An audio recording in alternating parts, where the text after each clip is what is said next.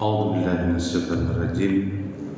Bismillahirrahmanirrahim. Assalamualaikum warahmatullahi wabarakatuh.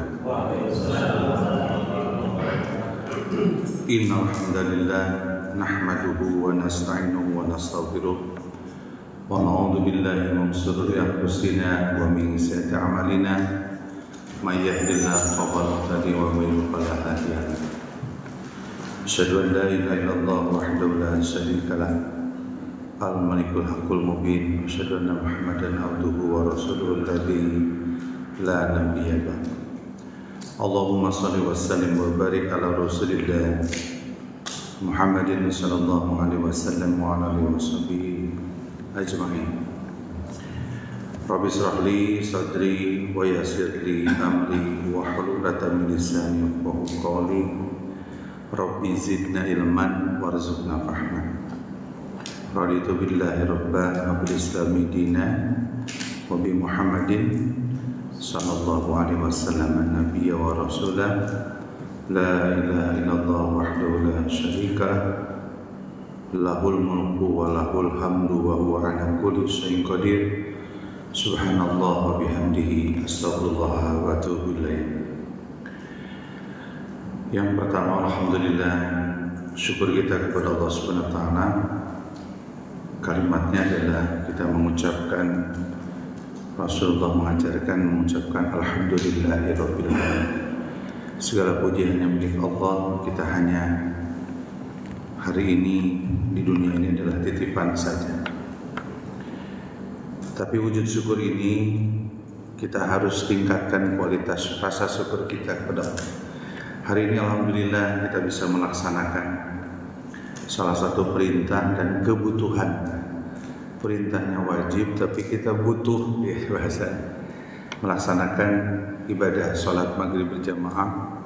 Dilanjut dengan kita mendengarkan apa yang disampaikan oleh Allah dan Rasul. Jadi saya hanya menyampaikan, sebetulnya bedanya membaca. Ya, mudah-mudahan ini nasihat buat kita semua. Ini adalah informasi yang disampaikan oleh Allah dan Rasulnya untuk kita laksanakan, untuk meningkatkan kualitas syukur kita kepada Allah SWT. Mudah-mudahan kita berdoa semoga hadirnya kita di majelis ta'lim ini ibadah maghrib sampai isya, apa yang Allah sampaikan, apa yang Rasul sampaikan, kita bisa melaksanakan, gitu ya bahasanya. Amin ya rabbal alamin. Salawat dan salam semoga tercurahkan kepada Nabiullah, Nabi besar kita Rasulullah sallallahu alaihi wasallam, pada keluarganya, para sahabat, dan semoga kepada kita semua yang hadir yang selalu memuliakan dan mencintai beliau. Memuliakan dan mencintai baginda Rasul itu ya harus patuh. Jangan sampai kita tidak patuh apa yang diperintahkan oleh Allah dan Rasulnya, baginda Rasul. Wa may yuti'ir Rasul faqad ata Allah. Kata Allah pun gitu. Barang siapa yang taat kepada Allah, kepada Rasul, maka sudah taat kepada Allah. Maka kita, salah satu kecintaan kita kepada baginda Rasulullah itu dengan kita diperintahkan oleh Allah untuk membaca sholawat. Sholawat itu penghormatan kepada baginda. Tapi dari esensi sholawat itu harus sadar kita ini harus patuh, karena Rasulullah itu uswah, qudwah, manhaj, contoh, teladan dan pedoman kita dalam melaksanakan kehidupan di dunia. Mudah-mudahan kita bisa selalu istiqomah menjalankan perintah-perintahnya. Amin ya rabbal alamin. Hadirin berbahagia, pada kesempatan hari ini, alhamdulillah hari ini kita masuk bulan Zulqaidah, bertepatan mungkin tanggal 27. Zulqaidah ini adalah termasuk bulan yang dimuliakan oleh Allah SWT. Ketika Allah menceritakan 12 bulan di surat At-Taubah, surat 9 ayat 36, ada 4 bulan arba'atul hurum, yaitu 4 bulan yang dimuliakan oleh Allah SWT, bulan haram.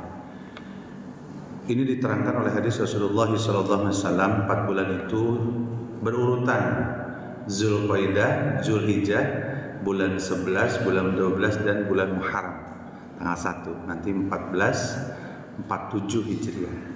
Nanti di bulan ke-7, bulan Rajab ya. 4 bulan ini Rasulullah menyampaikan bahwa barang siapa yang beramal soleh maka dilipatkan, barang siapa yang dosa juga dilipatkan. Ini harus hati-hati di 4 bulan ini.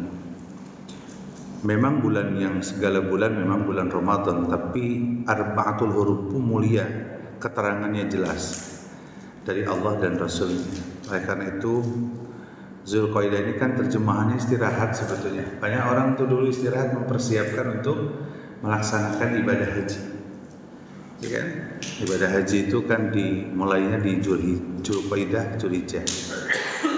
Insyaallah alhamdulillah kita doakan jamaah Indonesia seluruh dunia yang melaksanakan ibadah haji dan pasti umroh ya, karena salah satu syarat haji itu harus umroh. Mudah-mudahan mereka yang sedang ibadah diberikan kesehatan, diberikan kemudahan, dan semoga mereka meraih yang disebut haji mabrur ya, haji yang memang nanti ketika keluar seperti bayi yang lahir dan meningkat kualitas iman dan takwanya. Amin ya rabbal alamin.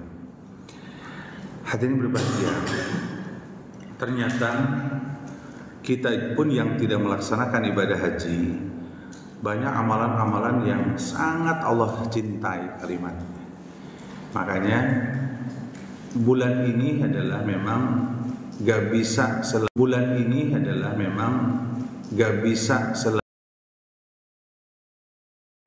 bulan Zulqaidah ini, Zulhijjah ini, Zulqaidah dan sebentar lagi tanggal 1 Zulhijjah.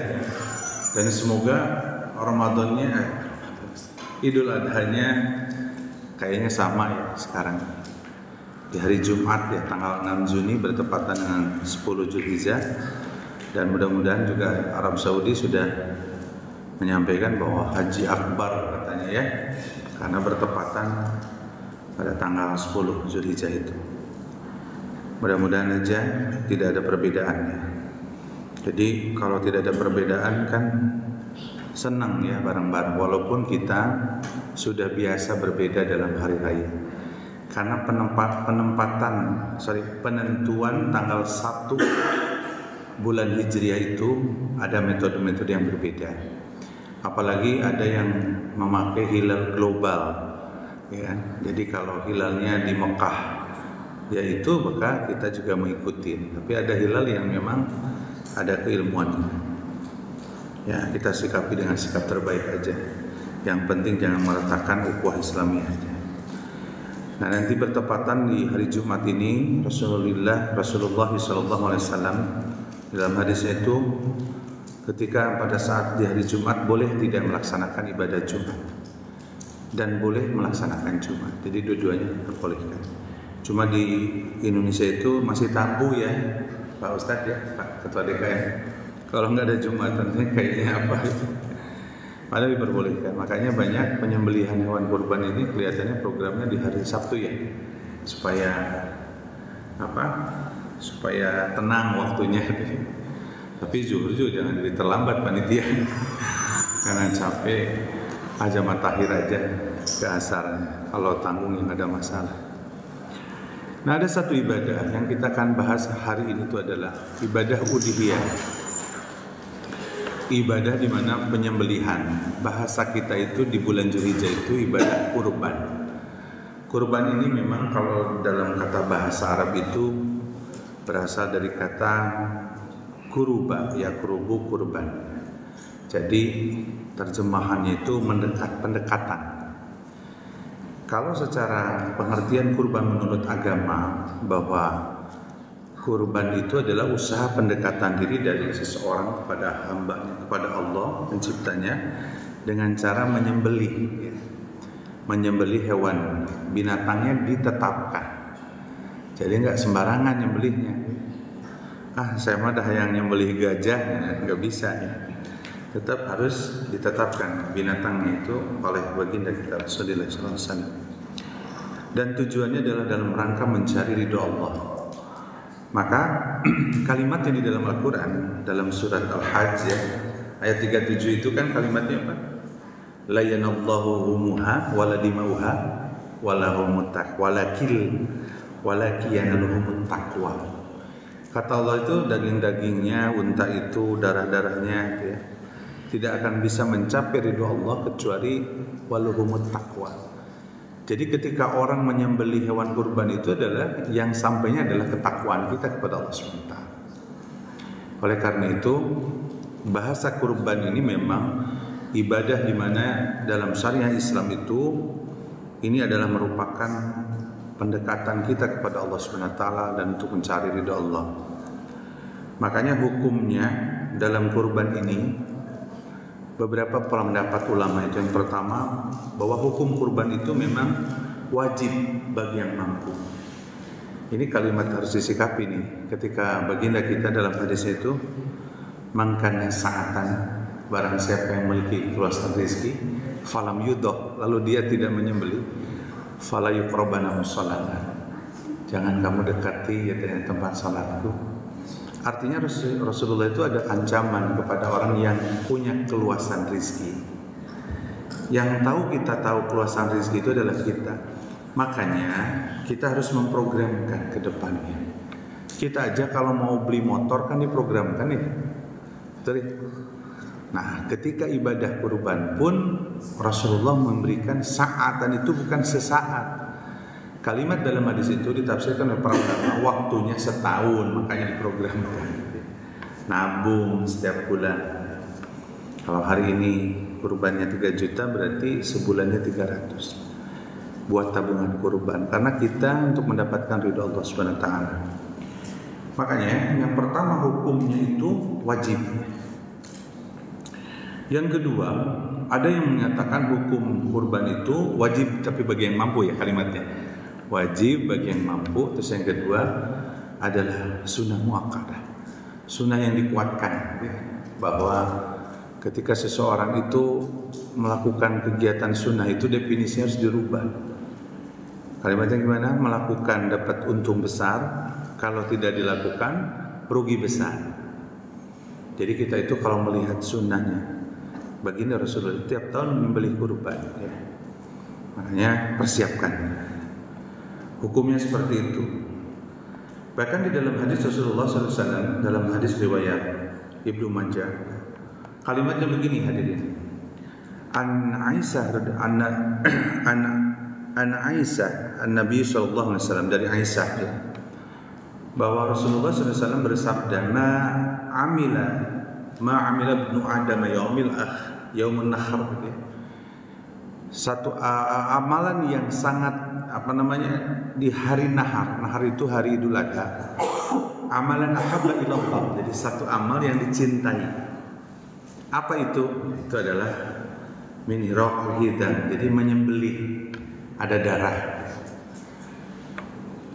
Jadi kurban ini adalah satu perbuatan amal, kata Rasulullah SAW itu, yang sangat dicintai oleh Allah Subhanahu wa taala.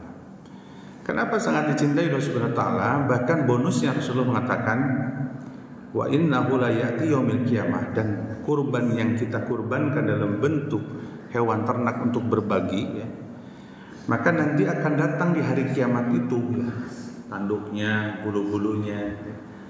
Jadi akan memberikan syafaat kepada kita semua.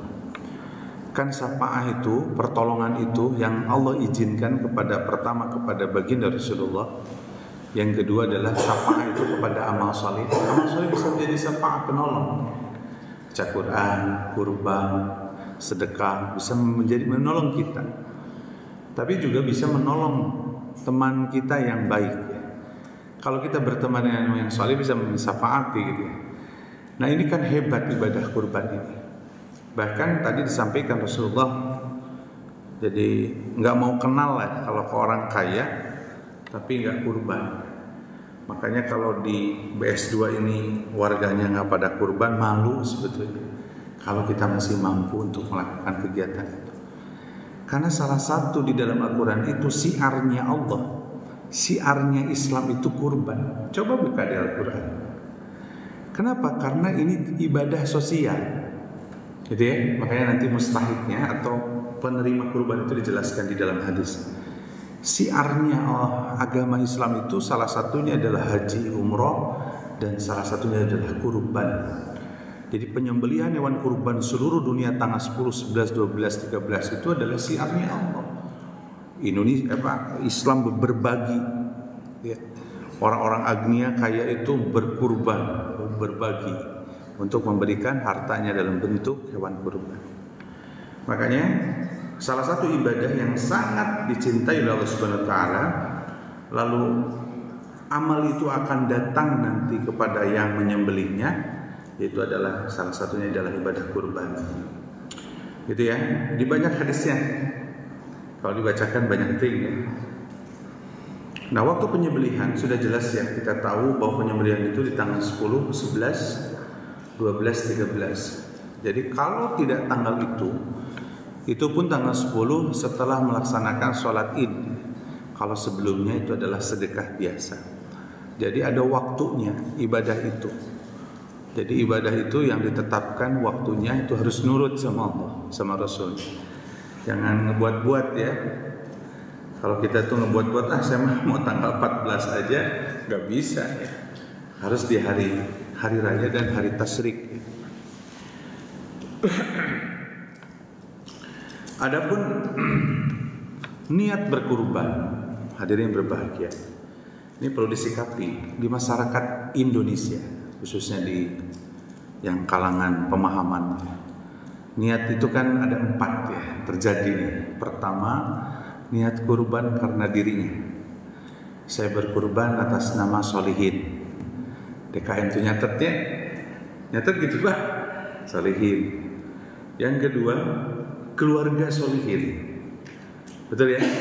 Nanti saya kasih tahu dasar. Yang ketiga, ada almarhum yang memberikan wasiat, gitu kan?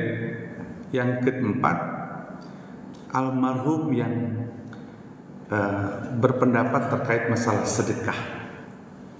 Nah, keempat ini di masyarakat itu terjadi karena memang pemahaman di dalam masalah niat ini. Tapi yang jelas teman-teman hadirin berbahagia, Allah itu tidak akan pernah salah menilai siapa yang berkurban. Tapi kalau melihat daripada hadis Rasulullah SAW, Rasulullah itu pernah menceritakan dalam hadis riwayatnya dari Aisyah radhiyallahu anha. Ini hadisnya riwayat hadis riwayat Muslim. Pada saat dia mau beliau menyembelih, kalimatnya itu adalah begini. Hadisnya itu, Bismillahi Allahu taqabbal min Muhammadin wa ali Muhammadin wa min ummati Muhammadin. Kan gitu ya. Bismillah, ya Allah, atas nama Allah, bahwa terimalah kurban dari Muhammad, keluarga Muhammad, dan umat Muhammad. Dalam hadis yang lain, Rasulullah mengatakan bahwa ketika doanya itu atas nama dirinya, keluarganya Muhammad, dan bagi orang yang tidak berkurban. Hadisnya tidak ada satupun hadis Rasulullah yang menspesifikasikan, tanya aja para ulama, siapapun ya, saya kan hanya membacakan, bukan ahli hadis. Jadi menyembelihnya itu di dalam hadis itu Rasulullah atas nama umat dan orang yang tidak berkurban. Dari situ banyak berpendapat para ulama. Akhirnya muncul tadi yang 4 niat itu. Oh, berarti Rasulullah aja bisa berkurban niatnya atas umat. Umat Rasulullah itu ada yang udah meninggal ya, ada yang tidak kurban gitu. Akhirnya seperti itu. Nah, pihak DKM ya sikapi aja dengan sikap terbaik ya. Yang penting dagingnya disalurkannya dengan benar gitu aja. Kalau niatnya memang begitu, hadirin yang berbahagia. Jadi niatnya itu harus betul sesuai dengan apa yang disampaikan. Ketika bicara keluarga aja, keluarga Bapak Edi, keluarga Bapak Edi kan banyak, istri, anak gitu ya, betul ya, ada anak. Ketika atas nama anak, oh kurban sekarang bagian anak yang pertama namanya Fahri, ya itu karena begitu pendapatnya. Padahal Rasulullah SAW itu ya sudah keluarga saja. Ini kan gak berdebat nih, mangga silahkan. Padahal sebetulnya ketika bicara kurban atas nama niat keluarga aja sudah keambil semuanya. sudah ke bawah semuanya, ya. Udahlah itu urusan niat. Yang penting DKM itu memang harus bisa harus bisa menyikapi bahwa masyarakat itu pada saat ketika niatnya. Nah, itu. Adapun kalau wasiat mah wajar ya, seperti si A bapaknya hidup ya. Ketika hidup itu tidak melewati bulan Zulhijjah, jadi Dzulqa'dah meninggal. Tapi sebelum meninggal dia berwasiat kepada anaknya. Nanti kurban ini atas nama bapak ya. Nah, itu kan dari situ dia berpendapat. Karena Allah Subhanahu wa Ta'ala dalam Al-Quran itu disampaikan kalau orang berwasiat itu harus dilaksanakan. Tapi ada ketetapan dalam pengaturan wasiat ya, tidak boleh lebih dari sepertiga. Ada yang berwasiat itu seperti itu. Yang berikutnya yaitu yang sedekah. Jadi akhirnya gaya bebas di DKM saya pun ya, saya kebetulan yang menerima semua data yang masuk. Ada almarhum suaminya, ada almarhum bapaknya, ada almarhum ibunya. Itu menandakan dia mengambil dasarnya adalah dari ketika Rasulullah SAW itu bahwa umatku itu niatnya. Dia karena hadis Rasulullah atas nama dirinya, atas nama keluarga, atas nama umat. Nah, umat itu luas. Ya sudahlah, yang sekarang mah kalau pingin dasar yang lebih nyaman ya kita berkeluarga aja. Saya atas nama keluarga Hendriana, kata mau patungan di keluarganya. Kalau si A-nya udah kerja, patungan dalam satu keluarga, satu sapi atau satu kambing. Nah, 7 itu kalau kita nggak bisa satu, ya kalau orang kaya mah ya kurbannya bisa 5 sapi atas nama keluarga besar Hendriana. Itu kan nggak apa-apa, bahkan bagus. Nabi Ibrahim alaihissalam aja sebagai figur kita dalam berkurban itu diceritakannya berapa? Satu kali kurban itu kan 1000 kambing. Bayangin aja, Nabi besar kita Nabi Muhammad 2 ekor kibas ya dalam ceritanya. Kita yang mampu ya, banyaknya ngomong nggak mampu gitu ya untuk buat kurban. Makanya malu kalau DKM di sini sedikit lah. Nah, di sini harus disikapi syarat-syarat binatangnya nih, hati-hati yang beli. Ya, kalau yang lihat di sini itu yang masuk kriteria itu saya. Kalau persyaratan hewan ternak itu, paham Rene? Gede, gemuk, cacat. Syaratnya ya. Ini Rasulullah SAW di dalam hadisnya itu begitu kalimatnya. Kalau cari binatang itu ya memang seekor sapi urutannya memang ada begini. Ada orang yang fanatik ya, kurban itu harus kambing gitu ya. Memang urutan di dalam sejarahnya dalam hadis Rasulullah SAW itu memang kurbannya itu seekor kambing. Ya urutan 7 orang sapi itu keempat lah levelnya gitu ya. Tapi kan kadang masyarakat sekarang itu ketakutan dengan kambing ya. Kalau makan daging kambing kolesterol jadi gitu. Padahal sudah dibantah oleh orang-orang ahli gizi ya. Yang membuat jadi kolesterol itu gajinya kalau dagingnya bagus. Nah itu di sini ada persyaratannya itu ya, ini udah kalau dibacakan banyak sekali. Jadi para kurbannya itu satu tidak boleh cacat ya. Seperti rusak matanya, kayak pecak ya, nggak boleh itu dalam hadis. Nanti saya bacakan hadisnya. Terlalu kurus ya. Tapi dia cuma mampu segitu ya nggak apa-apa. Tapi kalau kita berusaha berikan yang terbaik kepada Allah SWT. Lalu yang sakit, yang pincang, ya, pokoknya cacat nggak boleh ya. Menjadi sebuah persyaratan sah kurban tidaknya. Ini yang harus diperhatikan yang nanti jamaah di sini yang berkurban berikan yang terbaik ya. Sapi itu gede tuh ya. Kalau di kilo itu dagingnya banyak gitu ya. Karena harga-harga yang yang banyak yang gede itu kan udah minimal 30 juta. Yang 20 jutaan mah kecil ya, bukan kecil sih, cukup lah. Tapi yang 30 ke atas sudah bagus sapinya itu. Makanya kalau nyicil itu setiap bulannya 500 supaya satu orangnya 5 juta. Kalikan 7 35 juta. Jadi besar nanti sapi yang kita sembelih. Itu ya. Ada yang berbagian di hadisnya tadi disampaikan. Nah, terkait masalah pembagian daging udhiyah ini diatur sebetulnya. Ini Pak DKM Bapak ini hanya menyampaikan ya. Kata Rasulullah SAW dalam hadisnya ini, beliau menyampaikan Rasulullah itu wa yut'imu ahlal bait. Jadi yang pertama as-sulusa, sepertiganya buat ahli bait. Maksudnya untuk sahibul kurban boleh mengambil sepertiga, ya nggak boleh lebih. Makanya Pak Ketua, kalau yang kurban mau minta kakinya, mau minta kepalanya, contoh ya kakinya, ya kurangilah yang lain. Jadi utuh satu sapi itu. Makanya bagusnya panitia itu dagingnya semua dikilo dulu. Setelah dapat 190 kilo daging itu, maka dibagilah 3. Sepertiganya ambil, dibagikan ke sahibul kurban, bagi 7 lagi. Suka begitu di sini. Jadi kilolah semua. Dan sapinya itu kayak di saya udah menetapkan dari dulu. Jadi sapi A, kelompok A, B, C. Kelompok A-nya kalau dia sapinya besar, ya dagingnya pasti beda. Betul ya? Kalau sapinya kecil berbeda, makanya jatahnya juga akan berbeda. Ulah disalwakan atau sapi gedenya sapi lebih. Salah itu panitianya, bukan salah, maaf ya, kurang tepat. Makanya yang pertama mustahiknya itu atau pembagian daging itu diperbolehkan mengambil sepertiga. Terus yang kedua, wayut imuna fuqara jironi asulus, sepertiga lagi. Tetangga ini menjadi mustahik yang tapi fuqara yang tidak mampu.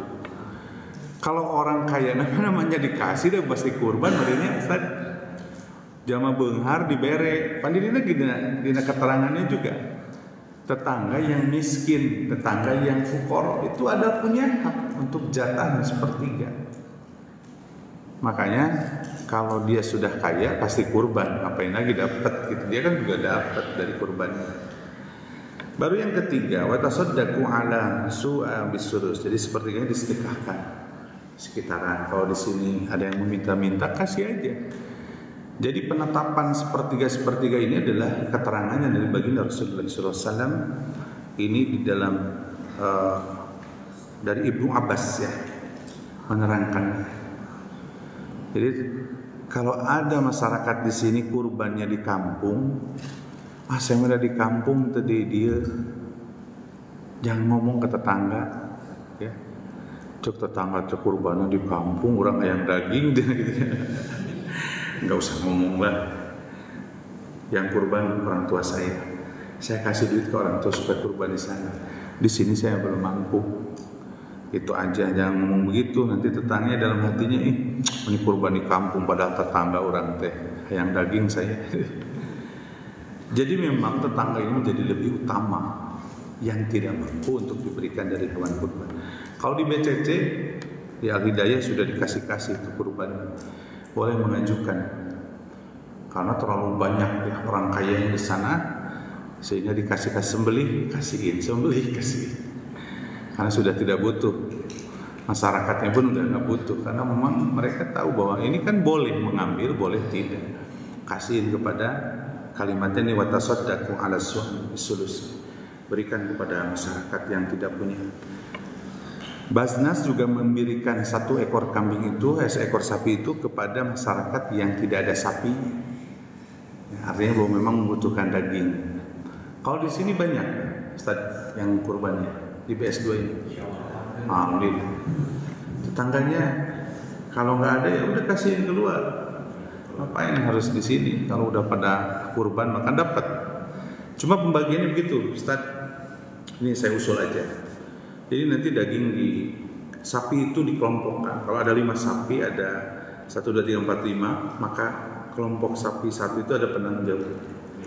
Nanti dagingnya itu dikumpulin dulu.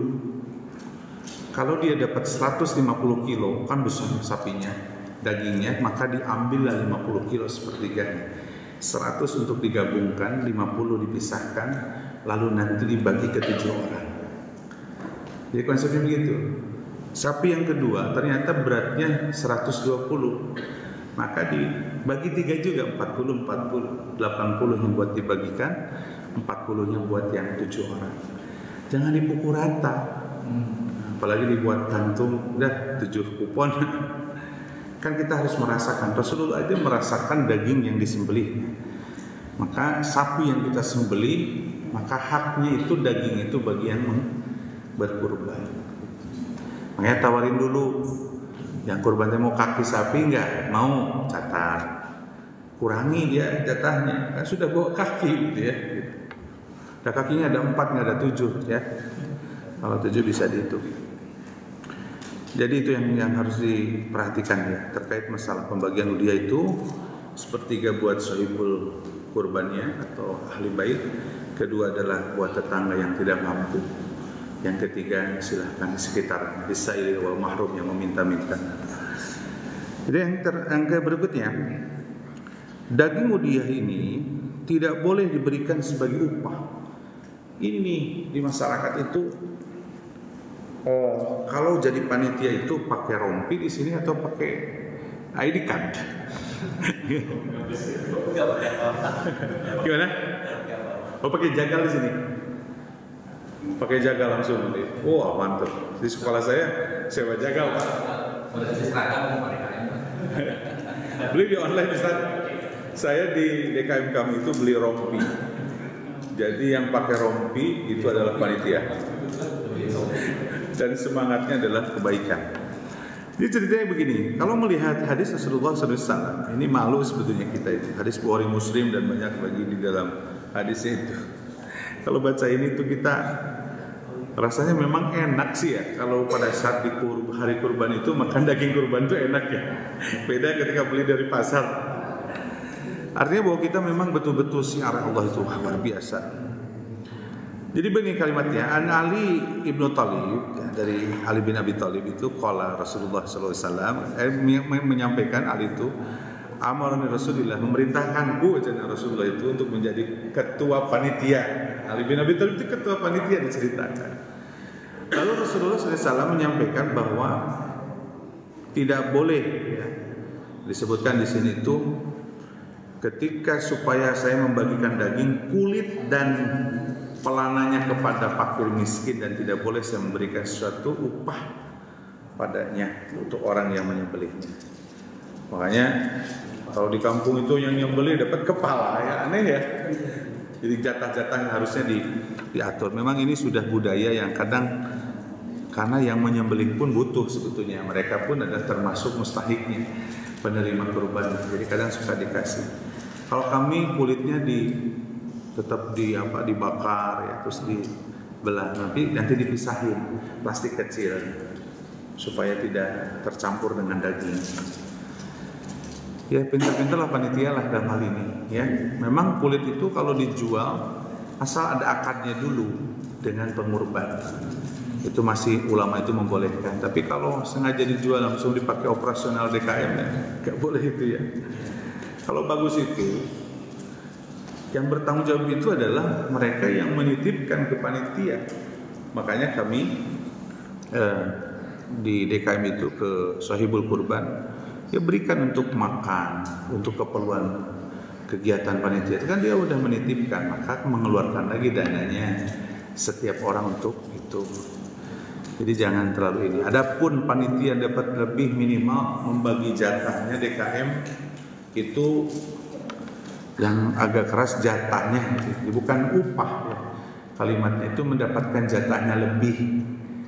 Kan membagi itu tidak harus sama, Ustaz ya. Betul ya? Ada orang miskin nih, ya miskin pisan ya harus banyak tuh, gitu kan? Orang mah disamakan, disamain semuanya kan kuponnya berapa seluruhnya daging, berapa kupon, akhirnya jumlah per kantongnya itu di kilo. Oh satu kantongnya 1 kilo ewang atau 1 kilo 2 on semua 1 kilo doang. Tapi kalau panitia jadi dapat 2 jatahnya. Suka gitu di sini. Suka lebih lah. Artinya konsep dasarnya panitia ketua DKM yang bertanggung jawab bahwa panitia itu mendapatkan jatah lebih kalimat. Diberikan bagiannya lebih dari mustahik itu sebagai tetangga, sebagai fakir miskin. Gitu. Makanya susah sih ya. Kalau kita ngobrol panitia gratis, gak usah diberikan itu. Kena udah gaweannya. Saya di sekolah itu sapin kemarin itu ya nyewa jagal. Karena kalau sama siswa itu nggak benar nanti. Sewa jagal 4 orang selesai cepat. Karena memang sudah kasih upah. Adalah bil madzurah susah ya. Jadi upahin itu mah memang profesional. Mengini jasa gitu ya. Ya kalau kita warga mah tuh nggak diupahin lah kalimatnya gitu. Berikutnya dilarang menjual daging itu apalagi ya. Dilarang dagingnya setelah disembelih lalu dijual gitu ya. Nggak boleh ya. Nah, itu mah udah pastilah. Cuma yang suka dijual itu banyaknya kulit ya. Di DKM itu hati-hatilah, mendingan beli kayak saya di DKM beli apa yang nyebrot itu ya dibakar gitu ya. Nanti ada tim khusus kulit ya, setelah dibeset, yang besetnya harus cepat, harus ahli. Kalau yang ngebeset kulitnya nggak ahli, lama itu panitia itu cepat, nanti satu kelompok tanggung jawab harus. Nah kami alhamdulillah sudah rapi tuh, kulitnya langsung dibawa, jeruannya sudah dibawa, pada saat itu ngumpulnya cepat sehingga bisa dibagikan dalam satu kantong itu, tapi dipisahkan dengan plastik-plastik yang kecil saja supaya tidak, kalau ada orang yang nggak mau ya tarik aja, mau nggak sama kulitnya, nggak mau ya tarik, kalau mau diambil. Begitu ya, terkait masalah kurban itu permasalahannya sebetulnya terkait masalah itu. Berikutnya terkait masalah takbir. Takbir itu, membacakan takbir itu kan memang diperintahkan oleh agama, oleh baginda Rasulullah SAW. Nah, takbir itu kebetulan keterangannya kok di hari tasyrik imam itu setelah sholat suka bertakbir ya. Nah, memang itu diperintahkan. Nah, ini dari hadisnya Rasulullah SAW dalam hadis riwayat Darul Qutni, bahwa dari Jabir bin Abdullah berkata, jadi dari Rasulullah SAW itu bertakbirnya itu setelah pada sholat subuh di hari Arafah tanggal 9 ya, sampai pada sholat asar, akhir tasyrik setelah salam sholat wajibnya pas masuk maghrib. Walaupun ini hadis ini dhaifkan, jadi diperbolehkan untuk takbir, dan bacaan takbirnya itu variasi pemahaman. Ada yang 3 kali takbirnya, ada yang 2 kali. Kan Allahu Akbar, Allahu Akbar, Allahu Akbar 3 kali. Tapi ada yang Allahu Akbar, Allahu Akbar. Nah, 2 hal yang berbeda itu semua punya dasar. Yang penting mah jangan kaget.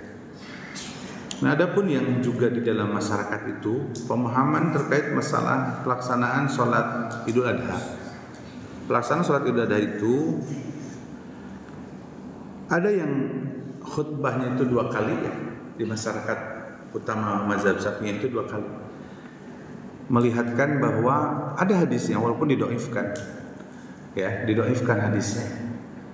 Jadi Rasulullah itu berkhutbah, sholat lalu berkhutbah, duduk sebentar, dari khutbah lagi. Nah, itu kalimat hadis itu, sehingga dipakailah yang dipakai di masyarakat itu yang khotib itu 2 kali, lalu mengkiaskan kepada ibadah Jumat gitu ya, padahal sebetulnya tidak, hal berbeda, 2 hal berbeda. Tetapi hadis yang banyak yang mutawatir, hadis Bukhari, Muslim segalanya, Rasulullah itu ke tanah lapangan sholat lalu ceramah selesai. Makanya ada yang ceramahnya sekali khutbahnya, di sini 1 kali 2 kali, biasanya 2 kali. Nggak apa-apa, 2 hal yang berbeda, punya dasar dan tidak perlu diperdebatkan. Tapi kalau di Persatuan Islam di Persis itu sudah final. Kalau di Persis coba di Jambu 2 ikut sholat, pasti ceramahnya sekali, nggak duduk. Tapi ketika kita paham perbedaan itu, kita nggak akan ngegurutu. Oh, ini maksudnya pemahaman ini. Hadisnya ada semua terkait masalah itu. Sebetulnya kalau pemahaman itu, saya sebetulnya kalau teman-teman bisa melihat kajian saya di setiap pagi Ahad itu selalu menyampaikan perbedaan tapi satu pemahaman. Satu perbedaan itu pemahamannya beberapa dan saya sampaikan hadisnya dibaca. Tapi yang dipilihnya nanti ujungnya silahkan. Siapa yang memilih A atau B dan C. Begitu ya. Nah, adapun hikmah daripada ibadah kurban itu adalah sebetulnya konsep dasarnya hadirin berbahagia adalah kita berbagi karena konsep dasar Islam itu yang utama adalah kedermawanan. Ibadah yang dermawan di bulan Zulhijjah itu menyembelih hewan kurban. Makanya ini adalah pesta atau hari raya terbesar dalam Islam itu bukan Idul Fitri, tapi Idul Adha. Dan disitulah orang-orang kaya yang mampu bagaimana ada urat kasih sayang kepada sesama dengan cara kita menyembelih. Ayo niatkan kalau tahun ini belum bisa berkurban, tahun depan kita programkan, karena salah satu ibadah yang sangat Allah sangat cintai itu adalah ibadah kurban. Makanya sembelihlah, ini adalah ajaran yang dibawa dari bapaknya, kakeknya Nabi Muhammad SAW itu adalah Nabi Ibrahim AS. Sebetulnya pembahasan berikutnya adalah kisah yang diambil dari Nabi Ibrahim AS, ini panjang deh. Tapi prinsipnya kurban itu seperti itu. Hadirin yang berbahagia, mudah-mudahan bermanfaat pada kesempatan hari ini. Tapi prinsipnya apa yang saya sampaikan itu adalah apa yang disampaikan oleh Allah dan Rasulnya kepada kita semua. Semoga sebentar lagi kita akan melaksanakan masuk kepada bulan Zulhijjah. Mudah-mudahan di Indonesia semuanya sama waktunya, sehingga nanti nyatanya bersama ya, nyatanya satu waktu juga gitu ya. Nyata tihula. Di sini pasti insyaallah Jumat hari ini mudah-mudahan tidak ada perbedaan. Demikian bisa disampaikan. Terima kasih atas perhatiannya. Yang benarnya itu adalah dari Allah dan Rasulnya, dan yang salahnya dari saya pribadi. Mudah-mudahan Allah mengampuni kepada kita semua. Amin ya rabbal alamin. Ayo kita akhiri dengan doa kafatul majlis. Bismillahirrahmanirrahim. Subhanakallahumma wa bihamdika asyhadu an la ilaha illa anta astaghfiruka wa atubu ilaik. Demikian yang bisa disampaikan. Aku qouli hadza wa astaghfirullah wa lakum. Assalamualaikum warahmatullahi wabarakatuh.